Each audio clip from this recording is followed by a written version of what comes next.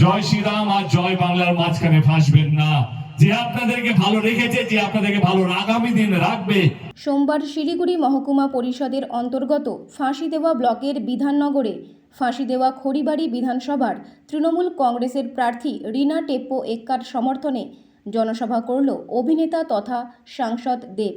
এদিন মিলন পল্লীর মাঠে হেলিকপ্টারে করে নেমে এরপর সেখান থেকে জনসভার মঞ্চে ওঠেন তিনি। মঞ্চে উঠতেই দলের নেতা কর্মী সমর্থকদের উৎসাহ ছিল চোখে পড়ার মতো। তিনি বলেন, আমাদের দেশের নির্বাচন মন্দির মসজিদ দিয়ে নয়, নির্বাচন হওয়া উচিত কে কটা স্কুল করলো, কটা হসপিটাল করলো, কতগুলো রাস্তাঘাট করবে, আপনাদের ভালো রাখবে, আপনাদের যে এক রাখবে। আমি আপনাদের বলবো, আপনারা ভোট যাকে ইচ্ছে তাকে দিন, তবে মাথায় রাখবেন জয় শ্রীরাম জয় বাংলার মাঝখানে ফাঁসবেন না। যে আপনাদের ভালো রেখেছে আগামী দিন ভালো রাখবে, তার হাতটা শক্ত করবেন। আসন পেয়ে তৃতীয়বারের জন্য শপথ নিয়েছিল আমাদের মুখ্যমন্ত্রী। শপথ নেওয়ার 4 মাসের মধ্যে লক্ষ্মীর ভান্ডার রাখে আপনাদের সঙ্গে থাকে, তারই তো জেতা উচিত, উচিত কিনা? এবার চলে আসি, অনেক গ্রামে অনেক পরিবার আছে যারা একটা সময় মেয়েদেরকে স্কুলে পাঠাতো না, কারণ অর্থ নেই বলে। সেগুলো আমাদের নেত্রী দাঁড়িয়ে গেল, কন্যাশ্রীর মতন প্রকল্প নিয়ে এলো, যেখানে প্রত্যেকটা মেয়ে তার পড়াশোনার অধিকারটা যেন পায়। এবং কন্যাশ্রীর মতন প্রকল্প শুধু বাংলায় নয়, ভারতবর্ষ নয়, বিদেশ থেকে স্বীকৃতি পেয়েছে। এত সুন্দর একটা প্রকল্প আপনারা জানলে খুশিও হবেন, দুঃখও হবে। এই কন্যাশ্রীর মতন প্রকল্প খুশি কারণ হচ্ছে কি, শুধুমাত্র আমাদের মুখ্যমন্ত্রীর জন্য চলছে। ভারতবর্ষে অন্য কোন রাজ্যের এরকম কোন প্রকল্প নেই।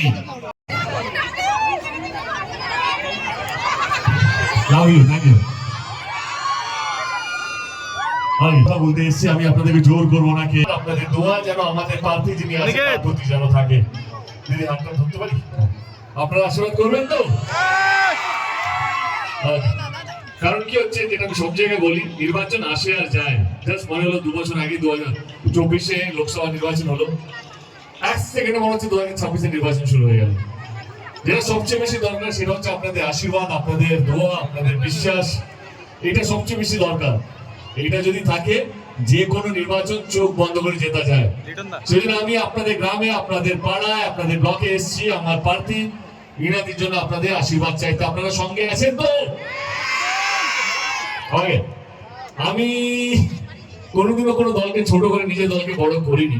আমার মনে হয় দল বড় হয় নিজের কাজের জন্য, দল বড় হয় নিজেদের কর্মীদের জন্য। আমি আমার দলের কিছু কথা আপনাদের সামনে রাখবো। যদি আপনাদের মনে হয় না আমার দল, আমাদের নেত্রী মমতা ব্যানার্জি কিছু কাজ করতে পেরেছেন, তবে কি 23 তারিখে আমাদেরকে ভোটটা দেবেন। আমার মনে হয় যে যেই সরকার কথা দিয়ে কথা রাখে তারই জেতা উচিত। যেই সরকার ভোটের আগে যেই প্রতিশ্রুতিগুলো দেয় সেগুলো যদি রাখে, তাদেরকে সুযোগ দেওয়া উচিত। আমি আমার দল মমতা ব্যানার্জি, মমতা দি 2011 থেকে এই রাজ্যে সরকারে এসেছে, আপনাদের ভালোবাসায়, আপনাদের আশীর্বাদে। আমাদের সরকার গত 15 বছর ধরে অনেক কাজ করেছে। আমি 2011 থেকে বলবো না, আমি 2021-এর কিছু কথা আপনাদের সামনে তুলে ধরতে চাই। আমার মনে আছে যখন কোভিড জাস্ট একটু কন্ট্রোলে এলো, ইলেকশন ডিক্লেয়ার হয়ে গেল, আমরা সবাই দলের কর্মীরা, আমরা সবাই গ্রামে গ্রামে গিয়ে দলের হয়ে প্রচার করতে শুরু করলাম। দিদি আমাদেরকে বলেছিল এইবারে ভোটে যদি আমরা জিতি, তাহলে আমরা প্রত্যেকটা মহিলাকে 500 টাকা করে দেবো। এটা আমাদের গ্রামে গ্রামে গিয়ে বলতে আমরা বিশ্বাস করেছিলাম, এবং আমরা প্রত্যেকটা গ্রামে গ্রামে গিয়ে, প্রত্যেকটা বিধানসভায় গিয়ে আমরা প্রচার করেছিলাম। এইবার যদি তৃণমূল কংগ্রেস আবার জিতে, তাহলে 500 টাকা করে প্রত্যেকটা মহিলাকে দেওয়া হবে। যেই প্রকল্পের নাম ছিল লক্ষ্মীর ভান্ডার। বিরোধী দল যখন বলেছিল না এই প্রকল্প ভাওতাবাজি, এটা সম্ভবই না, 500 টাকা ভারতবর্ষের প্রত্যেকটা মানুষকে। আমাদের দেশে নির্বাচন কি শুধু মন্দির বা মসজিদ বানানোর জন্য হয়? নির্বাচনটা আসলে হয় যে কতগুলো স্কুল করবে, হসপিটাল করবে, রাস্তাঘাট করবে, আপনাদেরকে ভালো রাখবে, আপনাদেরকে সুস্থ রাখবে, এবং আপনাদেরকে যে এক রাখবে।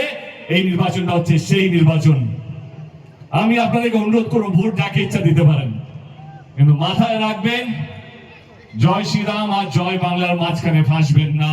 যে আপনাদেরকে ভালো রেখেছে, যে আপনাদেরকে ভালো আগামী দিন রাখবে, তার হাতটা শক্ত করবেন।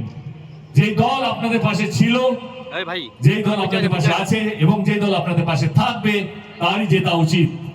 যেই দল ধর্ম দেখে কাজ করে সেই দলকে নয়, যাদের কাজটাই ধর্ম সেই দলটাই হাতটা শক্ত করুন। এবং আমি তৃণমূল কংগ্রেসের গত 12 বছরের সাংসদ, আমি এইটুকু আপনাদের কথা দিয়ে বলতে পারি, এইটুকু দায়িত্ব নিয়ে বলতে পারি যে আমাদের দল ধর্ম দেখে কাজ করে না। আমাদের দলের কাজটাই হচ্ছে আসল ধর্ম, এবং আপনাদেরকে ভালো রাখাটাই হচ্ছে আমাদের আসল ধর্ম, আপনাদেরকে এক রাখাটাই হচ্ছে আমাদের আসল ধর্ম। এবং বাংলা কিভাবে উন্নতি করে, বাংলার প্রত্যেকটা মানুষ কিভাবে ভালো এবং সুস্থ থাকে, এটাই হচ্ছে আমাদের পরম ধর্ম। 23 তারিখের নির্বাচন, আমি প্রথমেই একটা লাইন বলেছিলাম যে আমি আপনাদের ভোট চাইতে আসিনি, কিন্তু নিশ্চয়ই এটা বলবো, যেই সরকার গত 15 বছর ধরে আপনাদেরকে আগলে রেখেছে, আপনাদেরকে বাঁচিয়ে রেখেছে। আমরা এরকম বিভিন্ন ইনসিডেন্ট দেখি, কখনো উড়িষ্যাতে কোনো বাঙালিকে দেখলে পিটিয়ে মেরে দিচ্ছে বাংলাদেশি বাংলাদেশি বলে, কখনো বিহারে হচ্ছে, কখনো ইউপিতে হচ্ছে, দিল্লিতে হচ্ছে, রাজস্থানে হচ্ছে। একটাই কথা বলো, কিছুদিন আগে উত্তরপ্রদেশের চিফ মিনিস্টার এসে বললেন কি এখানে উত্তর বিহার মুখোশকে বেরিয়ে গেছে, হয়তো স্লিপ অফ টাং হয়েছে হয়তো। কিন্তু একটাই কথা বলতে চাই প্রত্যেকটা মানুষকে, এটা বিহার নয়, এটা বাংলা। এটা এমন একটা বাংলা যেখানে প্রত্যেকটা স্টেটের মানুষ থাকে। সে রাজস্থানী হতে পারে, সে বিহারি হতে পারে, সে নেপালি হতে পারে, সাউথ ইন্ডিয়ান হতে পারে, মহারাষ্ট্র হতে পারে। এইটাই হচ্ছে আমাদের গর্ব। আমরা জাত দেখি না, আমরা ধর্ম দেখি না, আমরা শুধু মানুষকে ভালোবাসতে পারি, মানুষকে আগলে রাখতে পারি, এবং মানুষের জন্য লড়তে পারি, এবং মানুষকে ভালো রাখার জন্য মরতেও পারি। এটা হচ্ছে বাংলার ঐতিহ্য, এটা হচ্ছে বাংলার গর্ব। 23 তারিখে নির্বাচন, যদি আপনাদের মনে হয় যে আমার দল, আমার নেত্রী মমতা ব্যানার্জি এবং আমার দলের প্রত্যেকটা কর্মী এবং আমার যিনি প্রার্থী মিনালি আগামী দিনে আপনাদের জন্য কাজ করতে পারবে, তাহলে 23 তারিখে